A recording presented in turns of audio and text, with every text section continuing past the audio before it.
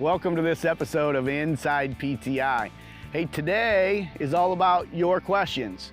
Last week we sent an email out and said, what kind of questions do you guys have for us here at the PTI farm in regard to some of the things that we're working on and some of the results that you want to individually hear from. So we're gonna go through some of the questions that came through and talk about some of the things that are glaring on your mind.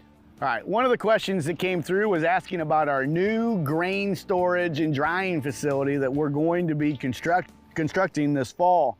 The question says, will the new grain setup be ready to show this summer? Also, will you be explaining when the best time to begin harvesting is, or what growers should be looking for with being progressive with harvesting? Yeah, we're excited about the grain storage and drying setup that we're putting in this fall. It's gonna be a GSI grain drying setup. We're excited about this. One of the things I really want to focus on is what I call invisible yield. When is that perfect time to start harvesting corn? When are yield losses, harvest losses at a minimum? And when can we capture the highest amount of weight possible? We've done trials before where we get in and harvest really early in the fall and it seems like, wow, that corn is heavy, it's yielding great. And then we stop because the dryer's full or we move on to a different plot. We come back to the corn we were originally harvesting. Yes, it's drier corn, but it doesn't seem like the yield is good. So we're gonna do those trials. We'll also do things like high management studies here at the farm with us putting products like fungicides on. Is that corn harder or easier to dry once we make those applications in the field? So there'll be a lot of things that we're looking at. We're glad to have the opportunity and partnering with GSI on this. So stay tuned for details. We're really excited about the construction starting this fall and using the setup for 2022 harvest. Another question that came in has to do with emergence on seed. Has there been any work done on seed axis in the furrow? Do we get earlier emergence if the seed is laying on its side as opposed to laying on its top or bottom end? We've done a lot of work at the PTI farm when it comes to leaf orientation, and placing the seed tip down or tip up really doesn't have anything to do with leaf orientation. It's about getting that corn up out of the ground as fast as possible. And to answer your question, tip up or tip down, if you had the choice of planting your corn, every single corn seed, tip up or tip down, which way is best? And what we found is if you can actually plant corn tip down, that is the fastest way to the soil surface. And what I mean by that, the corn seed will imbibe water, and if it's planted tip down, the embryo will actually shoot the coleoptile straight up to the soil surface, which is the right direction. If we flip it and plant the tip up, the coleoptile will want to grow down, and at some point it's going to say, hey, wait a minute, I'm growing the wrong way, and it does a complete U-turn to come up to the soil surface. There's two problems with that.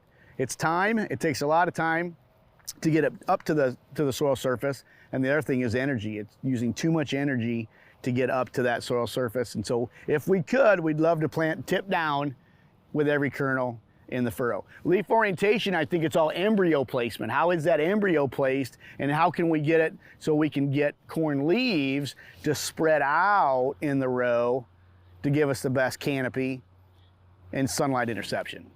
Another question that came in is in regard to Pivot Bio, our studies that we're doing with Pivot Bio's Proven.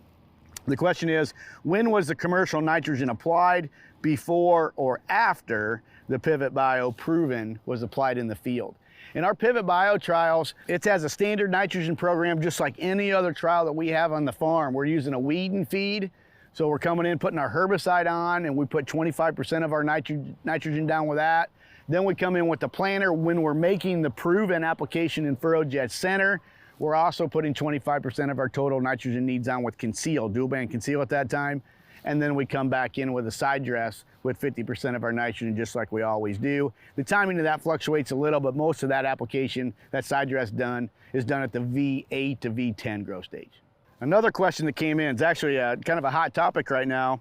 Have you done any trials comparing applying fungicide with a plane, an aerial application, versus a ground rig?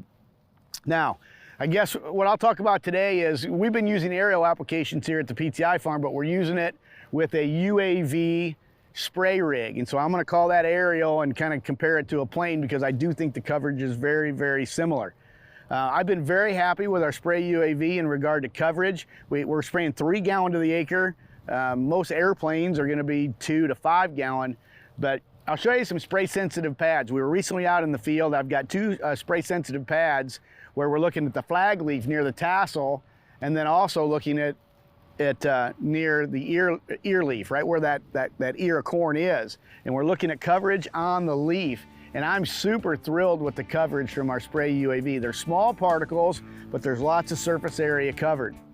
Typically when we look at a ground rig, and we're doing that here at the farm, we're running 15 to 20 gallon to the acre for the most part. You'll see larger droplets on the spray sensitive pads, but in general, we get higher amounts of surface area covered due to the small particles.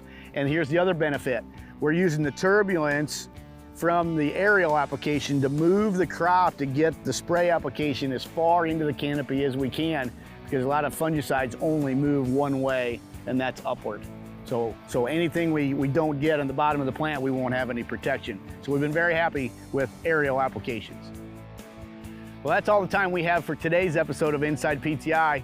You know, I tell you what, we've had all kinds of questions coming in from you guys sending in emails to us asking questions. We'll do another round of this on the next episode of Inside PTI. We'll answer more of your questions just because we got so many of them, and we want to make sure your questions are answered. So in the meantime, thanks so much for watching. We will see you on the next episode of Inside PTI.